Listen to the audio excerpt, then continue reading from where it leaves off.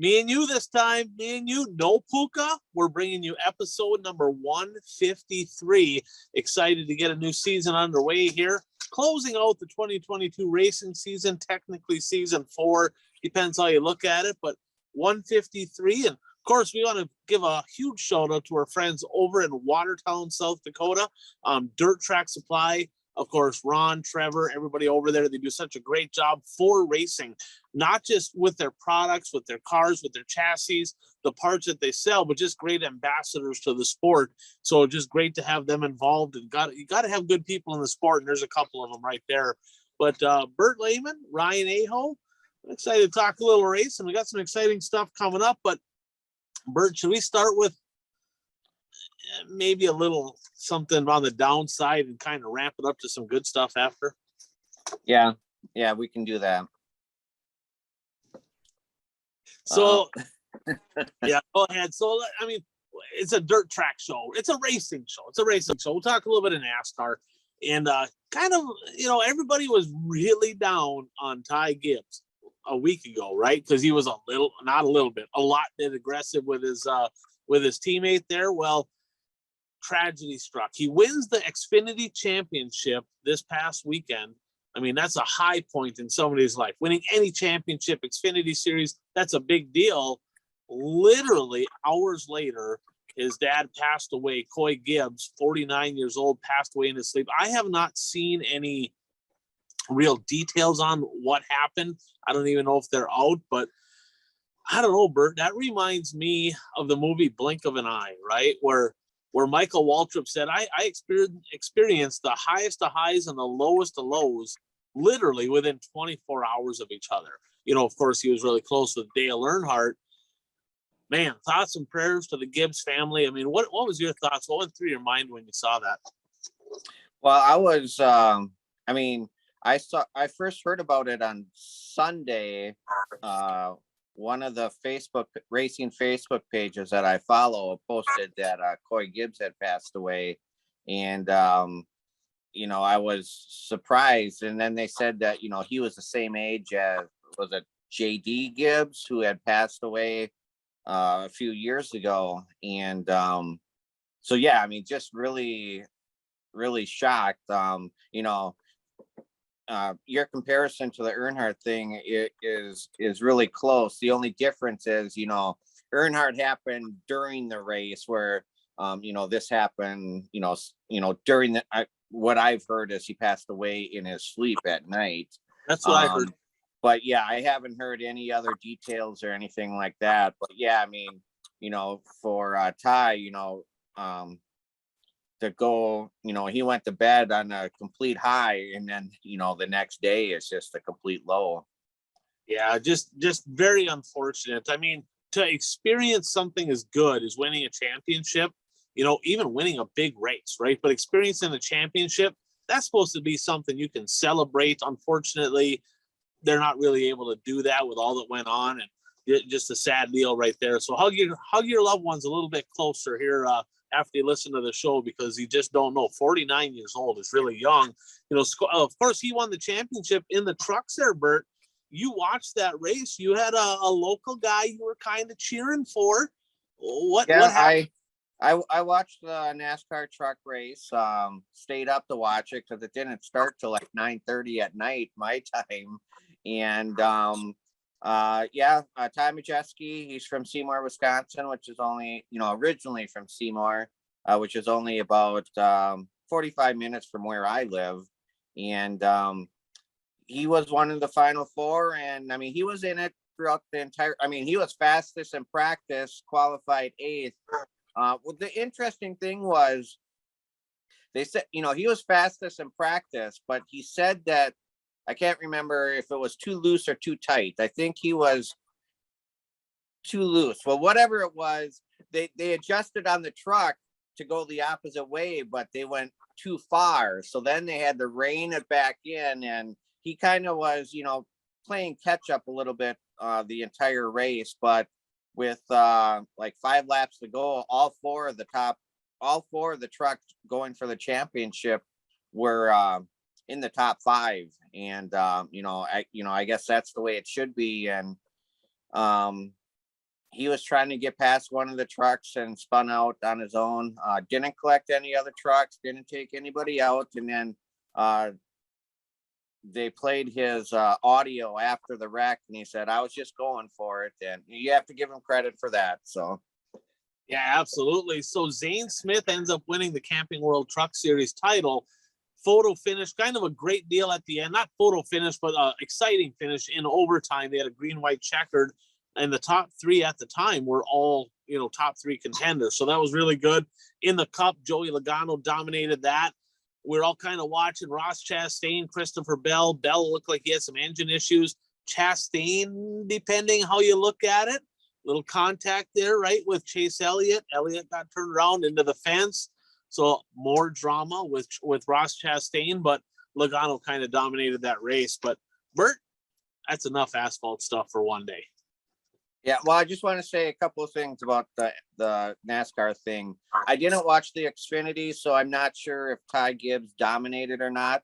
But in the truck race and the Cup race, the driver who dominated all day won the race. So, I mean, they definitely had the best vehicle for their race, and they wound up winning. Yeah, absolutely. And that's kind of how it's been. The winner of the race is usually the championship winner, which I guess that's how it should be at the end. So let's jump into what do we got next here, Bert? We got a blast from the past brought to you by Impact Health. We sure do. Open enrollment time. So self-employed people, business owners, even if you're an employee somewhere, if you're paying for your own health care, I might be able to help. Been able to, get costs down to right around $600 a month for families, which is extremely good. Also a $2,500 deductible. So hit me up on Facebook, hit me up, text message, call. If you don't have my number, post in the comments, you can get it. See if we can help you out and get you some better rates on your health insurance. Something everybody needs, but something most people are paying too much for. So number 153, I do not have a 153. Do you? I do not have a 153. I have a 53. I have lots of 53s. Before you get in, I know you have a couple of 53s. Got a little trivia for Bert here.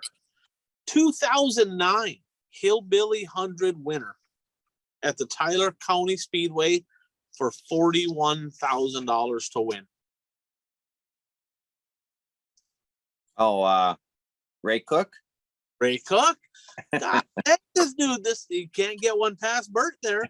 Another one here, legendary family. We talked about him last week. Part of the family, I-80 Speedway. Busch. I think they had like a Busch All-Stars dirt racing championships. That one? Kosiski? Joe Kosiski this time in the 53. Now I'm going to bounce it back to you. Then we'll bounce it back to me because I got some pretty cool ones here. Okay. Well, I just have one. So you said I should have a couple. So I don't know who I'm missing then. The one I have is Scott Hansen. He raced late models in Northeast Wisconsin and in the late 70s, early 1980s. He was pretty tight with Pete Parker. One year they actually had a car. The cars were exactly the same, except the numbers were different. And then probably about 83 or 84, he ventured and switched to asphalt full time. And he raced locally on asphalt and won multiple track championships at Wisconsin International Raceway in Kaukauna. And then he actually, I don't know how long, but he actually, I believe he raced the NASCAR trucks when they first started.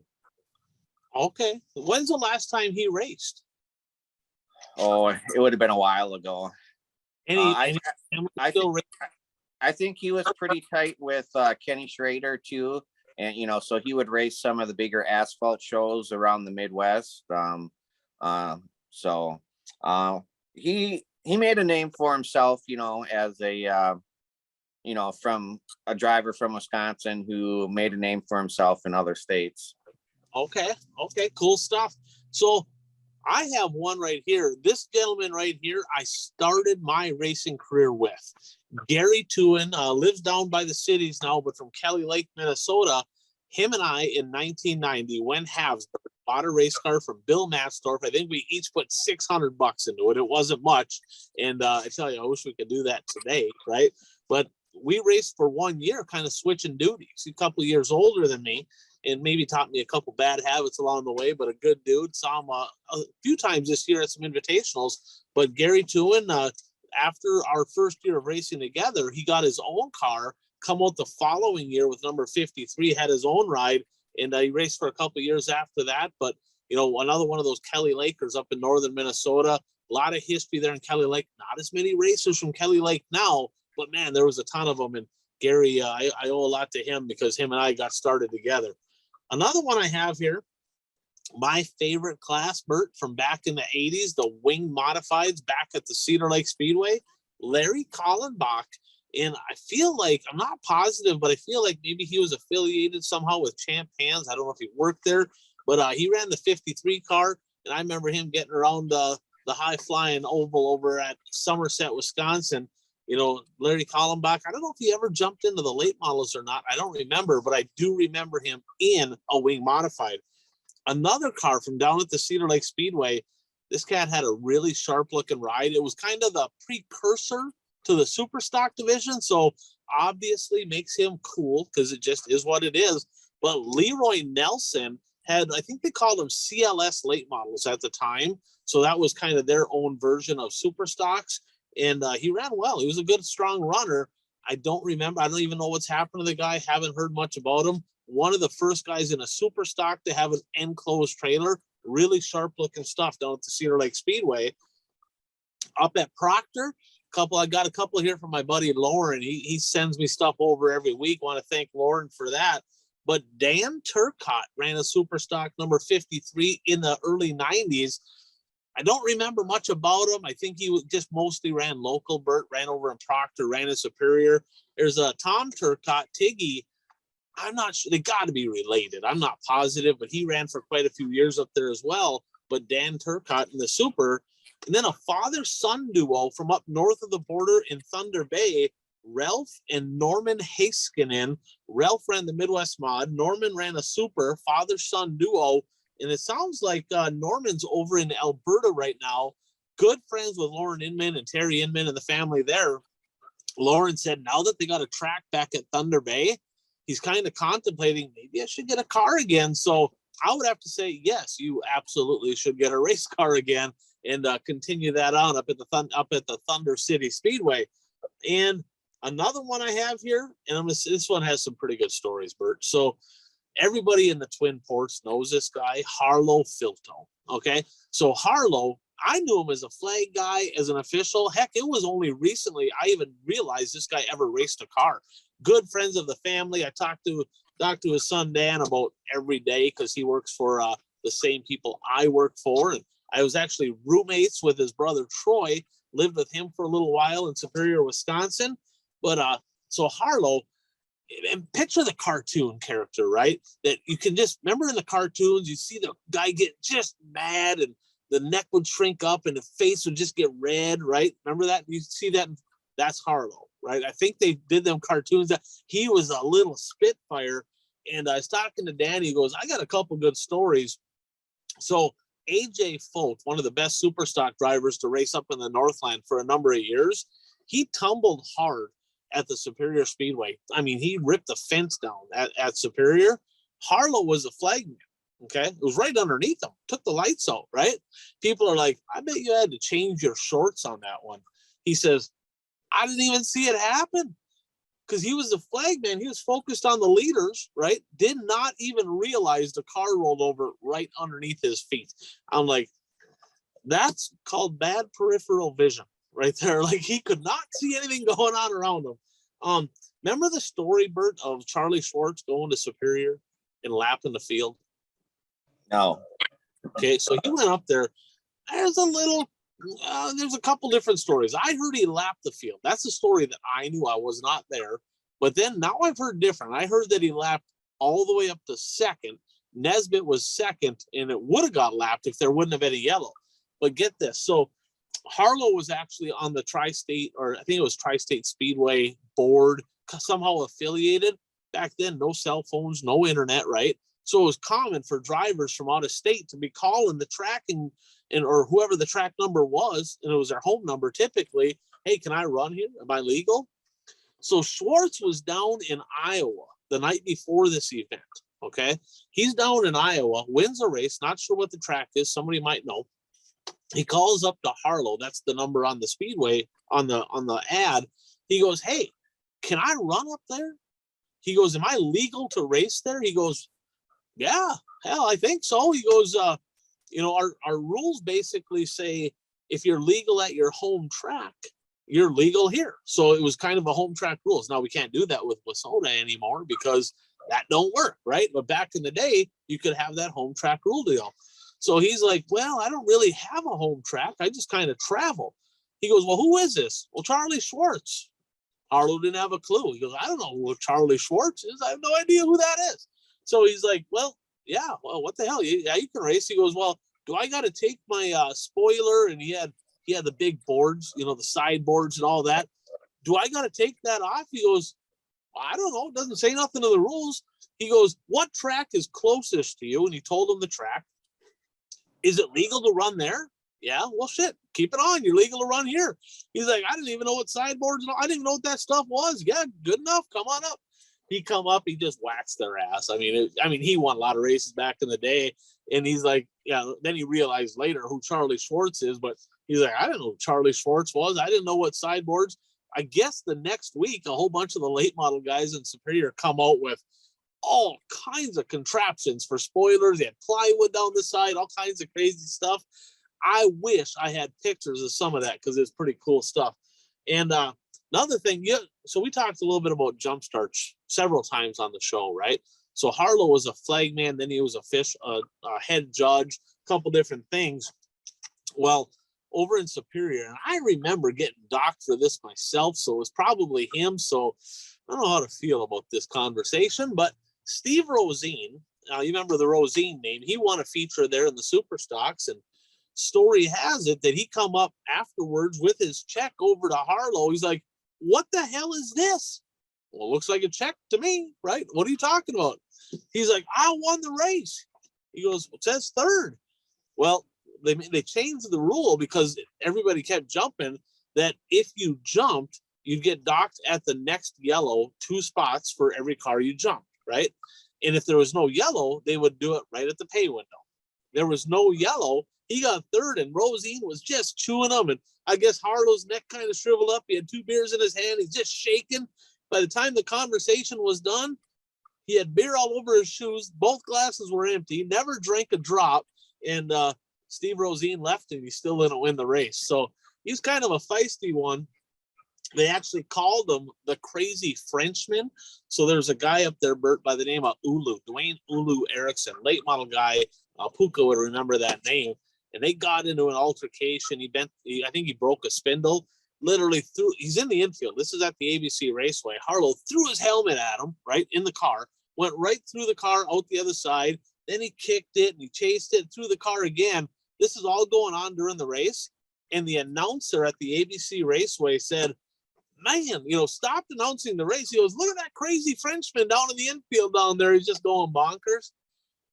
I might have had a few talking to from Harlow about like the way that I reacted at times. I wish I would have known this beforehand, because I probably could have thrown that one back in his face. So some pretty cool stories there on 53, Bert, a little blast to the past. And, thanks Dan and Lauren for contributing to that a little bit. And let's jump on to the next segment here. Yeah, our top 5 moments of the week brought to you by Brad Parson, Egg Solutions, and Eggzyme.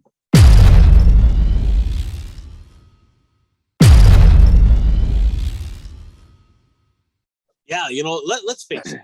We know that if you soften your tires, it gives you an advantage. Is that fair enough? So yeah. The right chemicals put in the right place will give you an advantage. Eggzyme's the same deal, except it's legal. Okay, so Eggzyme is the right chemicals to mix with your fertilizer solutions, put it right in your current spray packages for next year, and it's going to yield you better results, no different than softening your tires. The right chemicals gives you the right results. Get a hold of Brad. He knows about the right chemicals. I'm not saying he knows about tire stuff, okay? I'm not saying that, but he does know about Agzyme and some great solutions to help farmers up in Minnesota, North Dakota, South Dakota, and he'll take good care of you. So get a hold of Brad Parson. Yeah. Why don't you start with our number 5 moment of the week?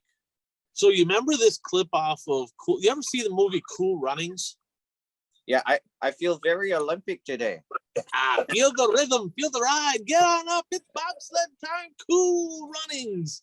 Well, you remember the time when they went down in the Olympics in the first time and he choked, right? So you got John Candy going, man, you had it. It was yours for the taking. You choked, right? David Gravel narrows it down to 16 points right there for the taking, and he choked. It was his. It was coming. Sweet was done, and he choked. And as a result of David Gravel choking, Brad Sweet won his 4th straight World of Outlaws Sprint Car Championship. Unbelievable. And quite honestly, he didn't have the dominating car, but he's like T-Mac, right? Just ultra consistent, always there, always in the hunt. Had a hell of a weekend. I think his worst finish was 5th, a pair of 3rds. So a good weekend for Brad Sweet, but the big cat back on top yet again. Yeah, I was just gonna say, you know, he wasn't running for the lead, but he got a 3rd, a 3rd, and a 5th, and it just seems like his entire year's been that way. Actually, before we sat down to record this, I went to see how many wins he has this year, and he has 5 wins. And I didn't realize Carson Macedo has 11 wins. What? I didn't know that. Wow.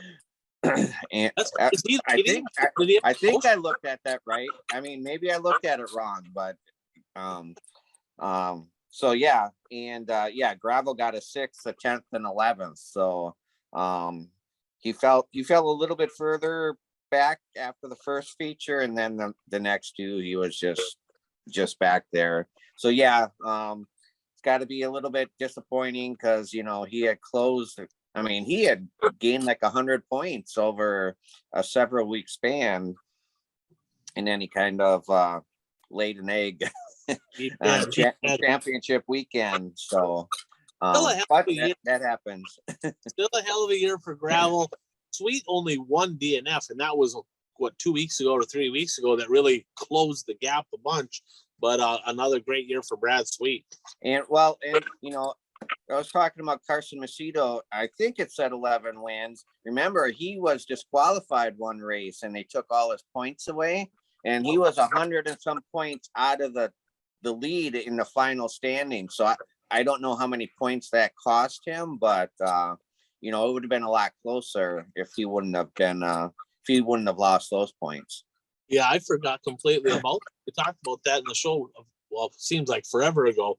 So number 4, here's something we heard every night after the big block modified feature down there. Oh, Canada. They actually had fans down in Victory Lane, and after every feature, because it was a Team Canada sweep, they won all 3 nights down there in the big block mods, and they actually sang "Oh Canada" in Victory Lane, and it was impressive. I mean, looking at it, Matt Williamson doubled up. He won night 1 and night 3, but Matthew Desjardins from Quebec, kind of a crazy. That's like a Formula 1 name or something. That's not a dirt. Well, and I mean, did you watch his interview after the race? He definitely has a French. I believe it's French, a French accent, and he actually did part of the interview in French. I don't know if he intended to do it, but he just started talking in French. And it's like, I don't understand what you're saying. Yeah, that's up in Quebec, right? So I mean, they speak. There's a lot of French speaking people up there, but that was his first career in the UMP Big Block Modifieds as well. So on a big stage, but Team Canada getting it done. I think the United States drivers should be awfully happy. There was no Canadians other than Ricky, I think, in the late models. And then in the sprint cars, I don't know if there's any Canadians there, but the Canadians kind of showing their force down there in Charlotte. And this isn't Canadian, but I just want to mention Tim Fuller's back racing the big block modifieds. I was watching the highlight. What's that? He battled for the lead one night. Yeah, because I saw number 19, and then they said Tim Fuller, and it's like, hey, wait a minute. He used to race late models. I have a Tim Fuller side panel hanging from my ceiling down here. Well, he was teammates with T-Mac, wasn't he? Yeah, they were both sponsored by what was it, Sweet Plus or Sweeteners Plus, I think it was. Sweeteners Plus, yeah. So number 3, Superman flies again. Right, night number 1. Let's be honest. Well, I was just gonna say it took him a while to take air, but somebody had kryptonite on him on Wednesday, the first night, because he failed to qualify for the feature the first night. Yeah, and he mentioned in Victory Lane after night number, I guess on Saturday night, that car that he ran Wednesday night, he's like, it's got to be bent or something. Like they sent that one right back to Longhorn. Like this thing's not right. He's like, we took out the old car that's been good, but it's an older car. And he charged to the front. I don't remember where he started, but he had to pass his way up, and he went up to the high side and just absolutely cruised by everybody, narrowing in on 2 million. I don't think he's quite to 1.9. Has an opportunity here this weekend. We'll see what happens. But JD, he got her done down in Charlotte. Yeah, I didn't watch the heat races, but he must have got into Tanner English in the heat race on the final on Saturday night, because I was reading that apparently JD went over to English after the heat race and offered to help repair the car because he felt bad about what happened. Yeah, he did. He definitely got into him, but I mean that's the racing community. I'm not saying everybody does that, but it's pretty cool that he owned it. He's like, hey, I messed up. This is on me. It's my fault. How can I make it right? I mean, and that's first class right there. And that's why JD is JD. That's why he's got a lot of fans. So number 2, let's bring it back to the great state of Wisconsin. Bert, what do you got? The World of Outlaws awarded their Promoter of the Year award, and it went to a Wisconsin track, Mississippi Thunder Speedway. And Mississippi Thunder Speedway, this was their second year of holding a World of Outlaw event, and this year they made it a 3-night show, and it got good reviews from everything that I heard, and they were rewarded for their effort. Yeah, Bob, Tim, Tyrone Lingenfelter, it's kind of the dynamic duo down there, right? I mean, I think they gave most of the credit to Bob in the article that I saw, but it's both of them. They do everything together. They work so well together.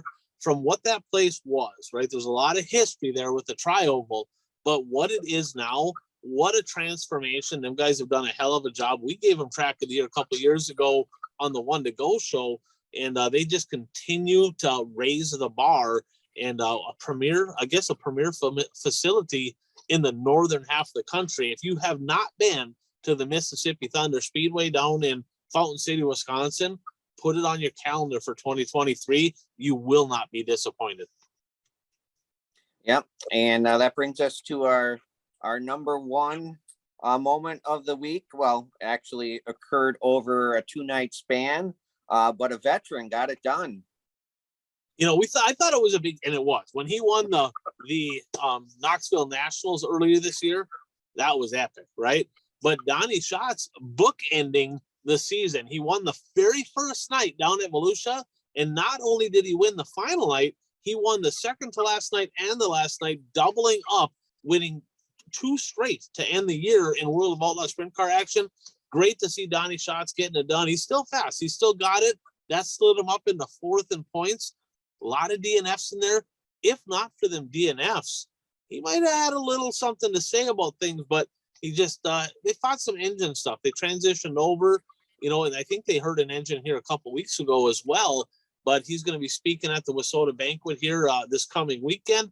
But great to see Donnie Schatz. I think I was looking at notes, Bert, and I think 2019 was the last time that he went back to back on consecutive nights with World of Outlaw sprint car wins. 2020 he did it, but he did it down in Australia, so that wasn't woo. But I think 2019 was the last time he went back to back. So great to see the old guys still got it. Yeah, it was good to see him in Victory Lane, and In Victory Lane, one of the nights, he said that the team had gone testing, and through that testing, it got them feeling. He said, "We got the feeling that we should be feeling," basically meaning that we know what we should be doing now, and everything is working good in the car. So yeah, those are our top 5 moments of the week, and now we're gonna move into another area. As we record this, it is election night. But Ryan has 2 donkey awards, and he's not talking about Democrats here.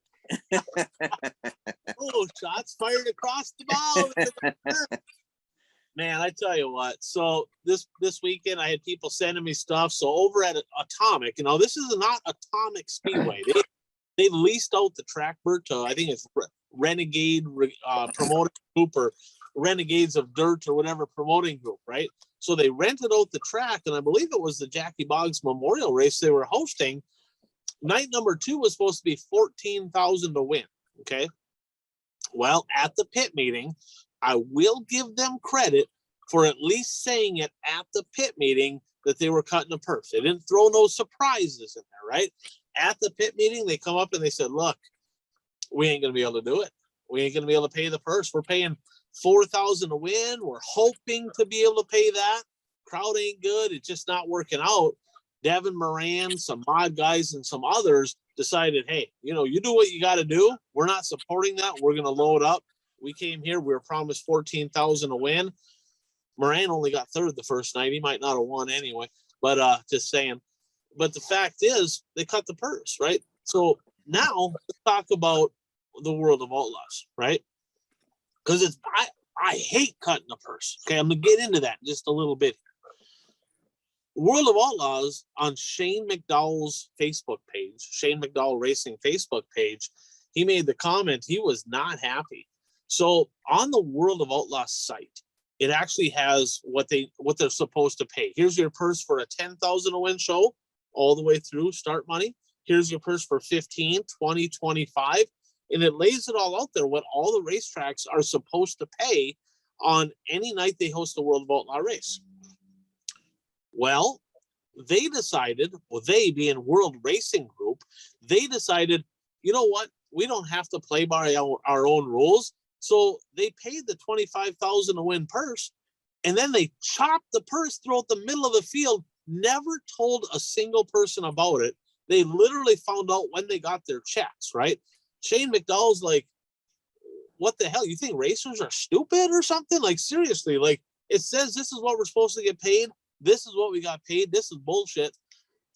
Kind of reminds me of the Wissota Promoters Association, right? They pull that shit with the Wissota 100, right? They did it 2 years in a row. We'll talk more about that in a second. Bert, I want your thoughts on racetracks, just promote racetracks, series, promoters, just up and deciding, we're gonna cut the purse. Sometimes like the World of Outlaws, sometimes they don't even tell you. They just do it. What's your thoughts on that? Well, I mean, obviously, it's bad for the sport. I mean, if you advertise a purse, and you don't adjust the purse before drivers arrive at the track, I believe it's false. It's false advertising. I mean, you advertise that this is what you're going to pay. Everybody shows up, and then you say something different. So, that is false advertising. Now, at least in Atomic's case, they did tell the drivers ahead of time. The drivers were already there, but at least they did inform the drivers about the cut. And if I read the story that Devin Moran not racing, and he said that he wanted to race, but if he would have raced, it would be like condoning, saying it's okay that you do that. Just do it again in the future, and we'll still come back, because if you do it once and the drivers still race, the likelihood of it happening again is going to be greater than if all the drivers would have revolted. Now, with the World of Outlaws, where they didn't even say anything, I'll just say that's kind of shady. Yeah, we'll take the word. out of that. That is flat out shady. Didn't you go to a concert this weekend? Did you go to a concert? Yes, I went to a concert this weekend. What? I went to the Ace Frehley concert in Green Bay. He was an original guitarist for the band Kiss. There you go. There you go. So let's imagine, if we will, right, that whoever decided to promote that event brought him in, and let's say they promised him, I don't know, I don't even know what he gets paid, but let's say he got promised $100,000, which he's not $100,000 person right now, but let's just say it's $100,000. And all of a sudden it gets all said and done. Well, we didn't quite have the turnout, that thought we were going to get. So I'm just going to go ahead and pay you $50,000 today. Thanks for coming. How would that work out? It wouldn't work out very well. What if before the concert, the promoter walked up to him and said, look, I know we told you we were going to pay you $100,000, but it's just not enough people here. So you can still perform, but we're only going to pay you $50,000. He'd be like, yeah, BS, I'm out, right? I'm proud of Devin Moran and some of them other drivers that said, you know what, we ain't putting up with this, right? We're going to load up. Go ahead and ask Pat Doer about cutting purses. He literally will not race at the Brown County Speedway, right? Why? Because there was a Rumble series put on years ago. The purse was cut, and he's like, he owes me money. That promoter owes me money, right? He promised this. He paid this. He owes me money. He pays me. I will support his shows again. That is a bad deal. You can't be doing that. Racing costs too much to be screwing people over. Right. And like I said, at least in Atomic's case, the drivers were informed ahead of time. And we talked about this on the show back in early September. I talked about that asphalt race at Marshfield Super Speedway that I went to. And the race was not put on by Marshfield Super Speedway. The track was rented by a promoter from Florida, actually. And they ran the entire show, twin 55-lap features. Drivers are supposed to receive $500 to start each race. So basically $1,000 they were supposed to get just to start each race. And I mean, if they had 200 people in the stands, they were lucky. And the promoter called a drivers meeting after the races were over, and I kind of had a feeling what was being discussed, and basically said, I don't have the money to pay you. So I mean, I don't know if any drivers got any money, or they surely didn't get what was promised. And it's not the driver's fault. Racers work hard to get their car ready. They buy tires. They're putting their time, money, effort into it to get to a track with an expectation of, if I perform at a high level, I'm going to get this. If I don't do very good, I'm going to get this. And when they don't get what they're promised, that's not a good deal. I was at the Small Brawl here, Bert, last year, I think it was. I was down there with my buddy Dave Dulciak, which his night didn't do very good. I still owe him one for talking him into that deal. But the weather was awful. It was awful. It was windy. It was just crappy. It was kind of misting out. And I went up to Tony Izzo, 16 Promotions. We all know who Tony Izzo is. And I said, man, it looks bad, dude. Like, are you going to chop the purse on this deal or what? And he looked me straight in the eyes. He goes, no, I won't do that. He goes, if all of a sudden the weather's great and I have twice as many people here as I thought would show up, would I pay them any more? He goes, no, I'd pay them what I promised. He goes, same thing here. I have less people in. It's planning. You get sponsors. You find ways to make sure that you're covered in case of bad situations. And you can't put it on the racers because you don't know how to run a business, right? And he flat out paid the person. I guarantee he lost money that night, right? There's no way he made money that night. There was nobody in the grandstands, but he was a racer, right? He raced. He understood what it was all about. Like, I raced. I paid for it. I was on that side for many, many years. And if somebody cut the purse, I was pissed. I wasn't going to support their events anymore. This stuff's got to stop. You can't be cutting purses. You promoters, series directors, whoever you are, if you can't pay the purse, that's on you. Don't put that on the drivers. And here's the deal. All these series directors, right? Sometimes they make money, sometimes they don't go good. It's just life. It's just the way it is. I'm a firm believer that you should give them an IOU. If you can't pay the purse right there, you say, look, hey, here's the deal. I'm paying you this now. I flat out owe you this much money. I will make it right. If it takes a little while, you're not going to be happy about it as a driver, but at least you come back and you pay your debts that you owe to other people. A person can respect that, right? I mean, you ain't going to be happy about it as a driver, but the fact is, at least then you can sleep at night. And I don't know how some of these people do. Yeah, I agree. What do we got next there, big guy? Recap of the races at Charlotte. Do you have any other thoughts regarding that? You know, the thoughts I had, so yeah, we'll just touch a little bit more on that. We touched, of course, on the big block mods, the winners there. Williamson 1-2, 1-1. Go ahead. One thing about the big block mods, the point leader, he better be glad that he had that championship clinched before the final 3 races, because he broke in 2 of the 3 races. Yeah, Matt Shepard did not have a good weekend. I will note, right, for anybody that's wondering, that all 3 champions that were crowned on the weekend had blue cars. I've said it for years. Blue makes you fast. I mean, look at Brokings, for example. Bob Broking blue, Johnny Broking red. I looked at the points at the Grand Rapids Speedway. Dad whooped the shit out of them. It's a blue car. It just is what it is. Okay. Sprint car racing, night number 1, Logan Schuchart got it done, and then shots doubled up.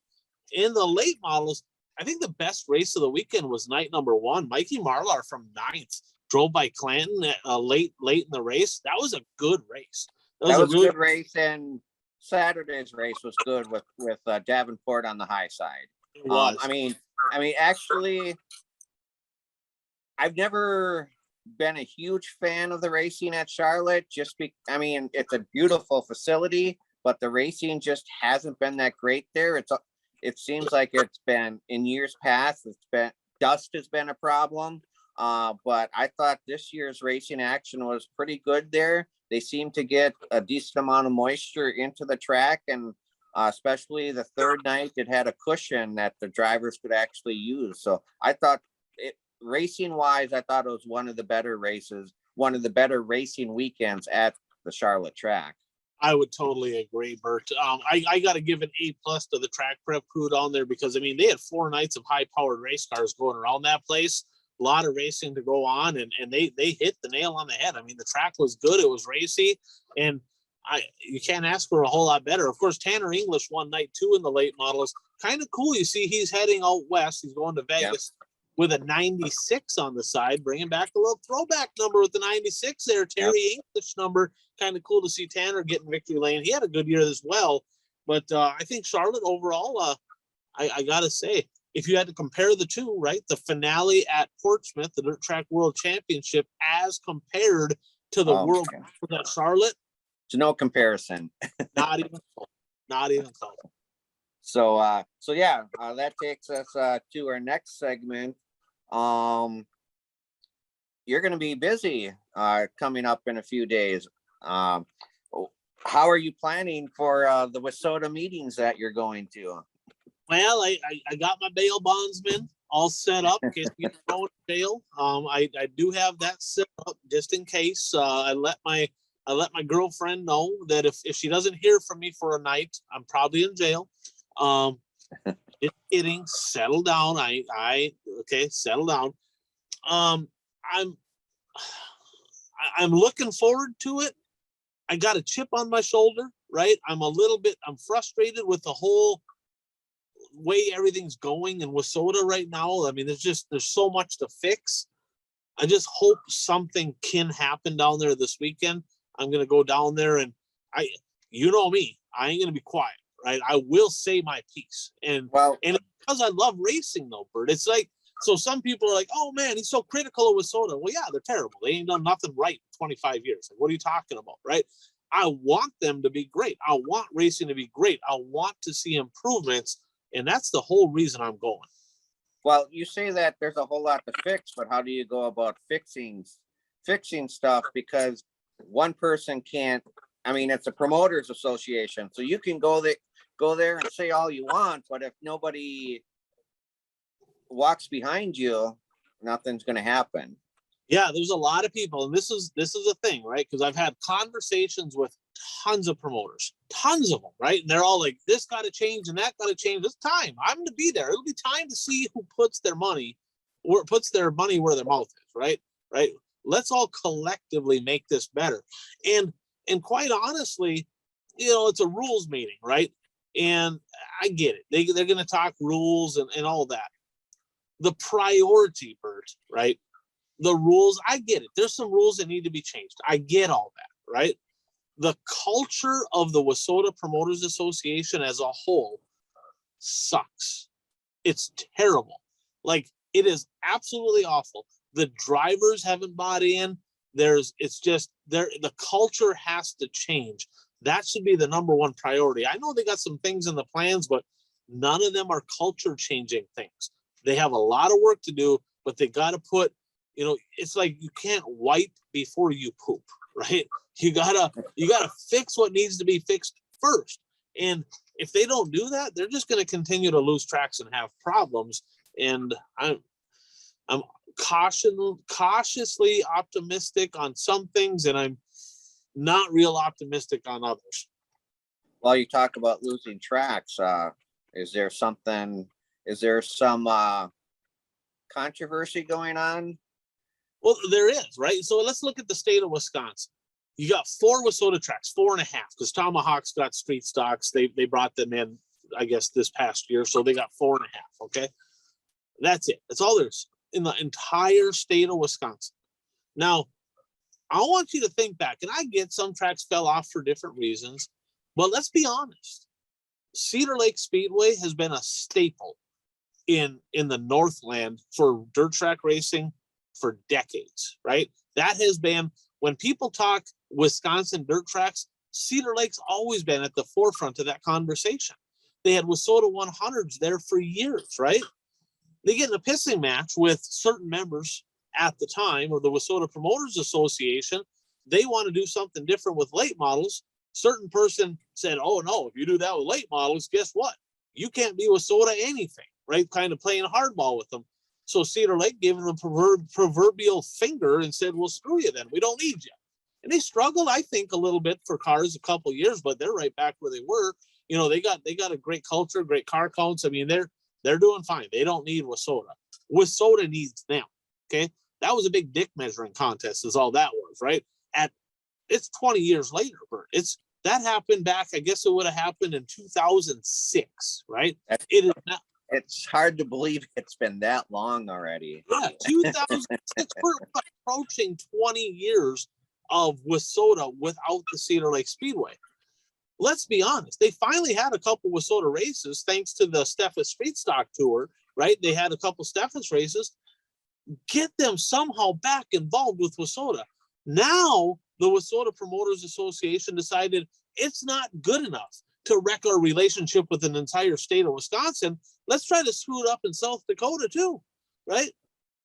The Wissota 100 has always been a bidding process, right? And I will say this, okay? Fergus Falls is a great location for the 100. It's centrally located. The track was good. There's a few things they don't have that's as good as what Huron has, but the area and all that, it's a good facility. Don Shaw does a great job at the I-94 Sure Step Speedway. However, it was at Huron, right? For a number of years. The camping there is second to none. I mean, there's parking for days out at the Dakota State Fair Speedway. Well, Orville Chenoweth extremely upset about the fact that there was not even a conversation. It was literally like, "Here, we'll just extend your lease," and he feels slighted. There might be more to the story, Bert. I might not have all the facts, but the fact is this: he's pissed. They're planning on hosting an event against the Wissota 100. You'd have one on each side. That would be terrible for racing. That'd be terrible for Wissota. And when drivers start saying, "Screw it, we don't need Wissota," well, if Huron folds, then maybe Miller says, "Well, screw it, we'll just do our own thing." Maybe Aberdeen. Next thing you know, you got a big problem. You got a whole nother state without Wissota. North Dakota already only has a couple tracks. Their customer skills, their people skills, the way that it's just awful. They got to figure this out. And I'm not saying you just go ahead and give the 100 to Huron. I'm not saying that, right?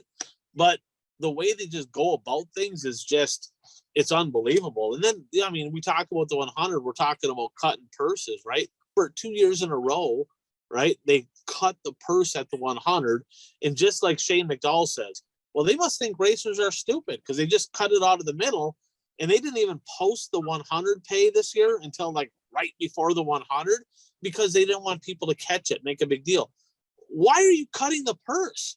You should be making things better, not making things worse. It just, there's just a lot going on there, Bert, that needs fixed, and we'll see what happens. But speaking of that, I'll carry on with this on my soapbox. So I was looking back at past issues of All the Dirt. In 1998, okay, first of all, in 1998, Bert, who won the WISSOTA Late Model National Championship? 98 did Parker would have won it in like 96, 97. Did he win it in 98 too? Yeah, he did. Okay. He did. Parker in 98. So, and Brian Strand won the mods. So in 1998, it was $10,000 to win the WISSOTA Late Model National Championship, $7,500 to win the WISSOTA Modified National Championship. Okay. What do you think it pays this year? The same. The same. Is the same? Is it?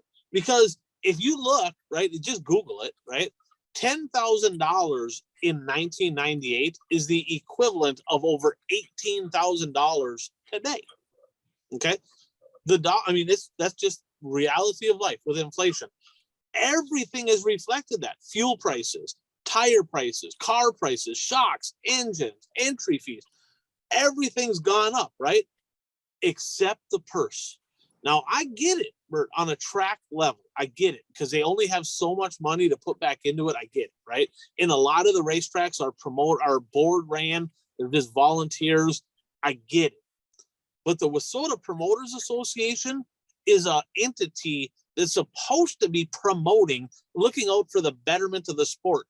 They are, if you're not ripening, you're rotting. They are regressing in every way possible. For the life of me, I don't understand why they have not done anything to improve their product. And it reflects, when you look at the national standings, Bert, every class has like one person, maybe two, that kind of chased after a national championship, right? Nobody races for it anymore.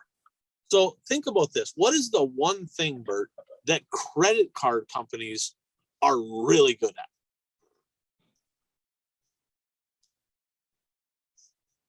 Getting new customers.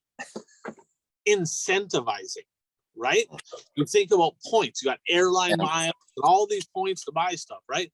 Let's face it. Credit cards are not a good thing, right? Especially in the hands of a race car driver. Trust me, I know, okay? Not a good thing.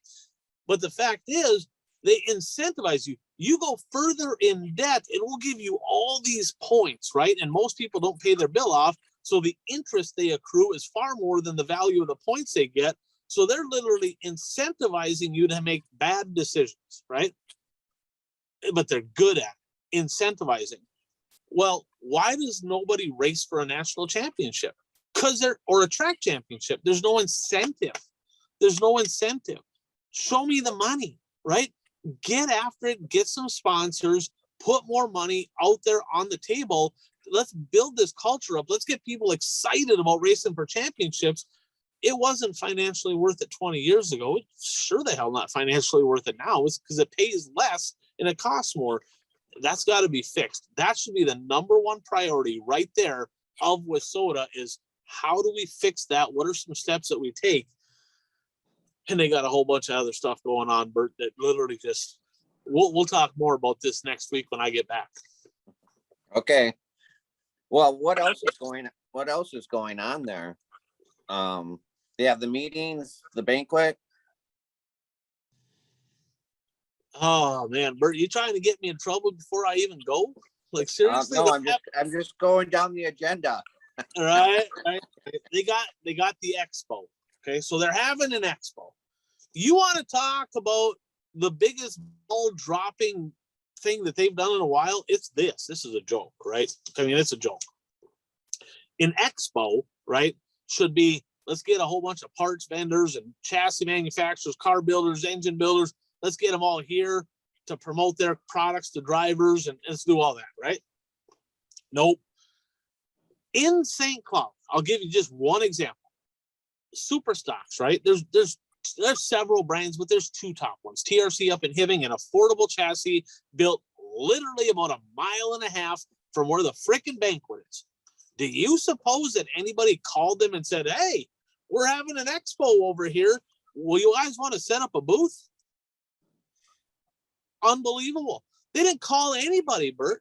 They got US Foods there and some insurance stuff, and like nobody cares. There ain't one race car driver that's going, oh man, I'm excited. I get to go look at Shane Zabrowski's car. Nobody cares, right? So it's just going to be a big BS session. It's going to be unproductive. Nothing good coming out of it.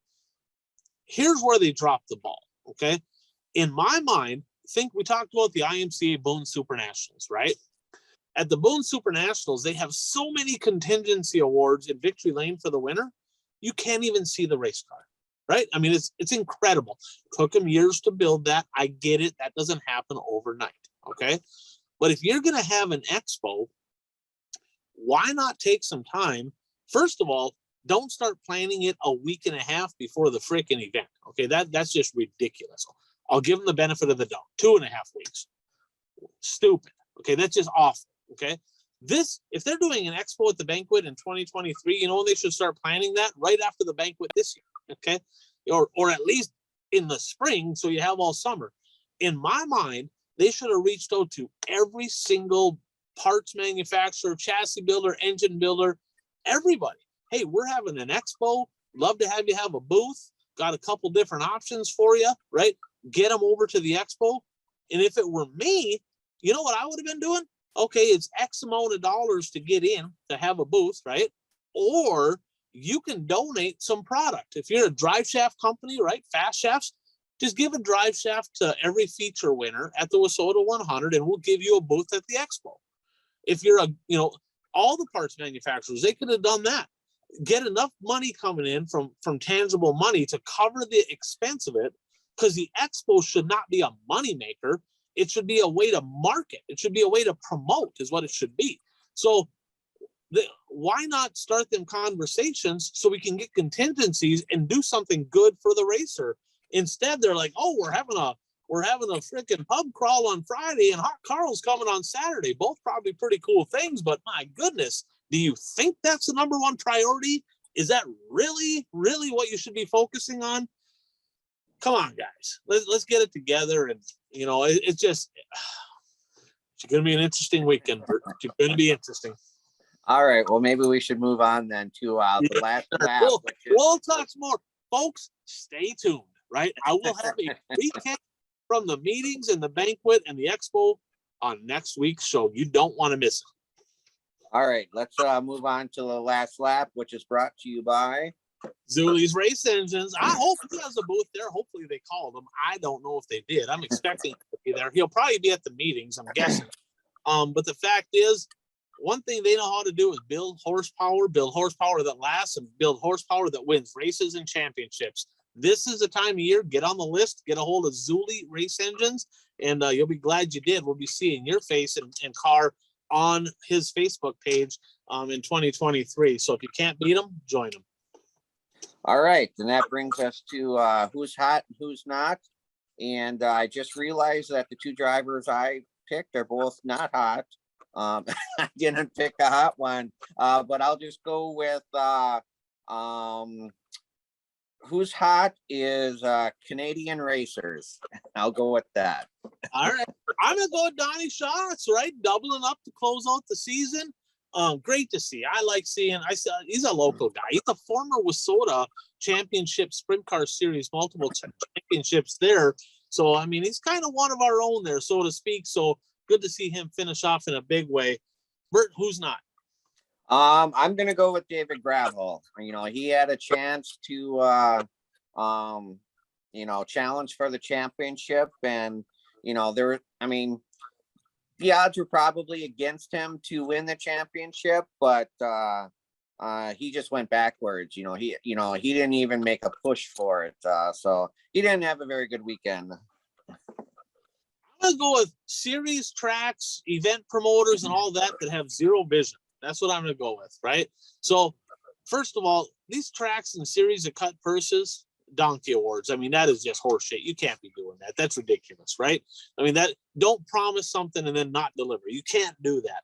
But life in general, you should be looking to get better, right? You should strive to be the best. You should try to make, instead of just sticking with the status quo, why are we not just trying to improve our product all the time? And I get it. Okay. I know that there's a lot of board run tracks out there that got volunteers. I get it. And there's some people running tracks simply because nobody else will. I get it. Right. But if you have the capabilities, the potential, let's raise the bar. Let's make 2023 better for dirt track racing as a whole. I think it's something that we can definitely do. Before we jump into the next part, Bert, you sent me a message here last week, a couple days ago. Little news, Central Wisconsin. What's going on over there this week? Are you talking about the Dateline episode? Yeah, supposedly I saw this on a friend's Facebook page, so I hope it's accurate. But on Dateline on Friday, this coming Friday night, they're going to be talking about, and I don't know the person's name. You probably know the person's name. Okay, well, somebody who was murdered in Central Wisconsin, and he was a co-owner of Monster Hall Raceway at the time, I believe. Yep. And apparently they did some filming at SK Speedway for this episode. That's what I heard. That hits home. I mean, that's your neck of the woods, that was a Wissota track. I mean, that was murder at Monster Hall. That was a big deal. I don't remember what year it was, but I guarantee I will be tuning into that because that's interesting. It was a sad deal. I don't know a lot about it, but it's got my interest. And Dateline usually does pretty good in putting their shows together. So yeah, I'm looking forward to that because I don't remember this at all. So this will be all new news to me. Right. So we're going to jump into a new segment here, right? So we kind of had the lock of the week. That's kind of season get close to the end. It's not quite there, but we're going to go with 3 bold predictions that we're going to make every week, right? And if somebody else is on the show, Puka, I think was his name, that, he's long lost, he's hockey guy now. But we're going to do 3 predictions every week and something quantifiable, something where we can actually keep track of it and be like, are we right, wrong, or whatever. We'll come back next week and we'll be like, or whenever, if it comes into fruition, we'll give kudos, right? If all of a sudden we're dead wrong on it, we'll own it. We'll come back and be like, yep, I missed that one by a long shot, right? So what is give me 3 bold predictions that Bert has. Doesn't have to be for this week. Something to close out the year, whatever you got. I didn't write any down, so I'm going off the top of my head here. I'm going to say Superman will win the big paying race of the remaining XR race weekend. So that would be he wins the final race at Vegas this weekend, and then I think all they have left is Alltech, right? Yep. So he would win the highest paying race at Alltech. Okay. That's one. I'll say Dylan Thornton wins 2 of the 3. Let me write this down. So you're saying he'll win Saturday at Vegas and the big one at Alltech? Yes. Okay, JD said. Okay, I got it. Dylan Thornton will win 2 of the 3 modified races at Vegas this weekend. Dylan Thornton, 2 of 3 in mod. Okay. All right. What else should I say? This is pretty general, but Tyler Carpenter will not win at the Dome. Okay. Carpenter will not win At the Dome. All right. So there you go. So there's Bert's big three. I'm going to say that they might have better cars at Vegas this weekend because there's a lot of people heading out that direction. There's a few surprises. I looked at the list and I was surprised at some of the drivers that are going out to Vegas. Shane Clanton, for example, like he runs good at Sonoya. I'm surprised he's heading over to Vegas. Jimmy Owens, Brendan Overton. Overton may be following XR though, so that might be why he's going. Yeah, quite interesting. But I will say this. Even though that's all happening, Sonoya will have more cars and better racing than Vegas this weekend. Okay. The next one I have is at the WISSOTA meetings. Okay. At the WISSOTA meetings, Bill Engelstad will say, use guys a minimum of 25 times. Okay. That's his saying. Use guys, got it. Use guys. That's Billy. Okay. If you know, you know. A minimum of 25 used guys from Bill Engelstad this coming weekend at the WISSOTA meetings in Maitland. And I'm going to go opposite of Bert. Okay. If Bert is correct, JD will eclipse 2 million because those two races would accumulate. That'd be 120,000. I think that alone would put him over the top. Okay. But I'm going to say that I'm just not feeling it, Bert. JD will not eclipse 2 million in winnings to close out the 2022 season. Hate to be Debbie Downer. All right. Another thing I want to do, hey, it's birthday today. It's Tuesday. We're doing this. 45J, right? Give him a little grief earlier. Johnny Broking, happy birthday. I talked to him over at Casino Speedway. And Todd did everything he could. He tried scheduling an event for this. He wanted to have an event today. He wanted to have an event, and he was going to personally pay for Johnny Broking to come over so that TPO could give him his birthday spankings, but it just didn't work out. I love you, Johnny. I love you. I'm just kidding. So our standings, Bert, I gained a couple. I lost a couple. I gained a couple. I lost a couple. You and I stayed. You're still stratospheres ahead. We both made up points on Puka. You spread out on Puka. I closed the gap on him. Right now, the goal for me is to not lose to the flat build visor wearing. I just can't do it. I can't do it. Like I got to catch Puka. All right. So he's second, third. Your chances of gaining points are dwindling though, because we're getting to that point of the season where there's not much racing anymore. Although I'm surprised we're not picking the sport mods at Vegas this weekend. Yeah, we probably should. We should. Fourth, Mike kind of put the block out there on Brad.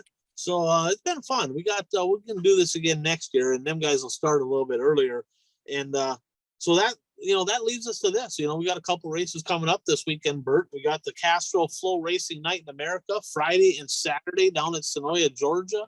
The races I watched there last year, I mean, there was some really, really good racing there.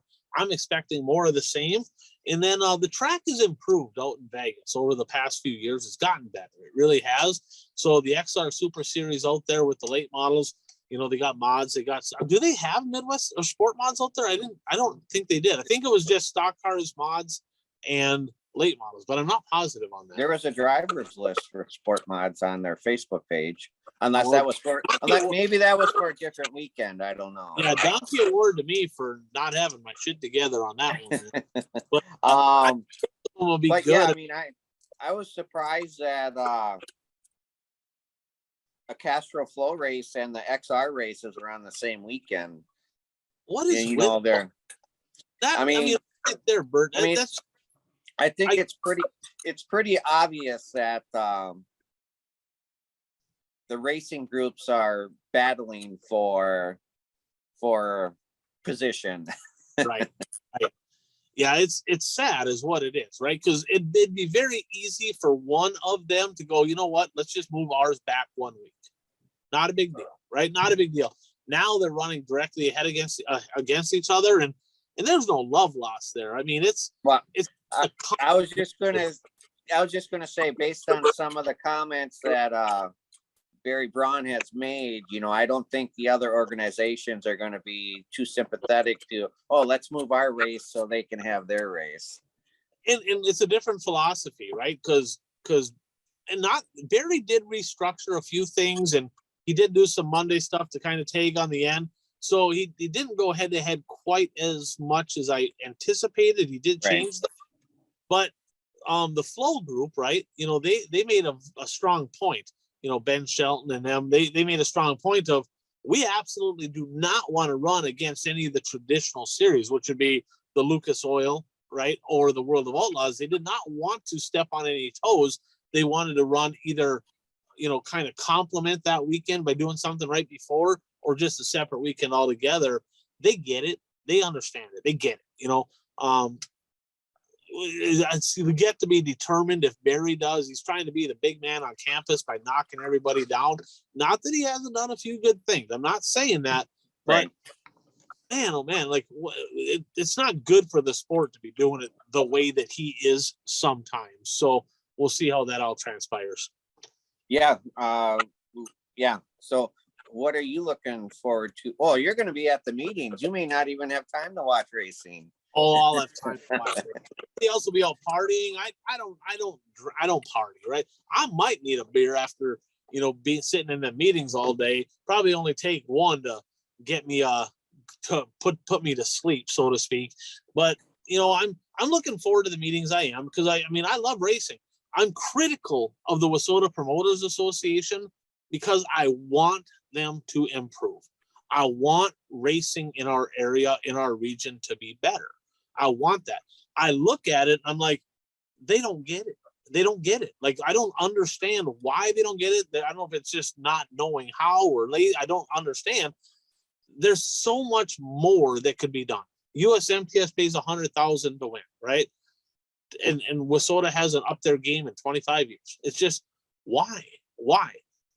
And if they don't have the capabilities, hire somebody who does, right? There's people out there like me and on several others that are passionate about racing.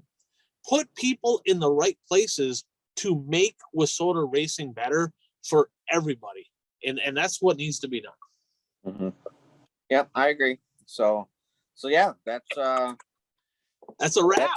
That's a wrap. That's everything for this week. Yes, sir. We have episode 153 in the book, Bert. Stay tuned. Jump on next week. Everybody will get a recap here from the Wissota meetings. There'll be some good late model action on. Not sure what else is on, but tune in. Check out some racing, and hopefully we can enjoy a little bit more warm weather before she gets nasty. And we'll see everybody next week. Here it's supposed to be highs of high 20s and low 30s this weekend. So.